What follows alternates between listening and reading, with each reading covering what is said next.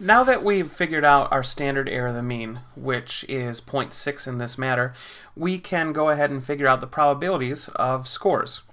Now let's say somebody asks us within this pre-established data set what the probability is that a given student is going to score more than 101.2. So let's set this up mathematically. X is greater than 101.2. I also want to draw it. We've got our mean of 100. This problem is asking us 101.2, asking us to find this area of the normal curve.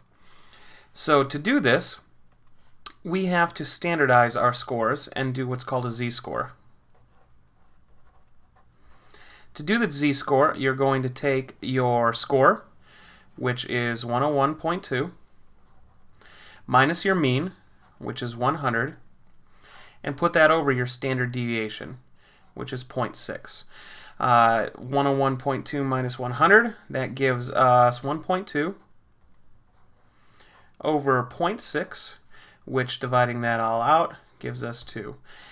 We have to use a z-score chart to look up z of 2. And if we do that, it gives us a number of 0.9772. Now here's the mistake you're going to make. You're going to try to turn this in as your number. You're going to say, oh, 97% of students are going to score. But that's not right. Z-scores give us the number to the left. This is very important to always remember.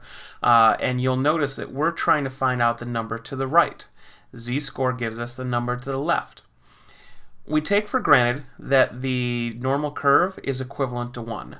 So in order to figure out the scores to the right, we're going to take the number 1 minus 0.9772, which gives us 0.0228. Now just again, z-scores give us the number to the left. We're trying to figure out greater than, which is to the right. So we're using the number 1, which is what the normal curve is representative of, minus our z-score, and that gives us 0.0228. So we can say roughly, if we convert this into a percentage, 2.28% of our students are going to score better than 101.2.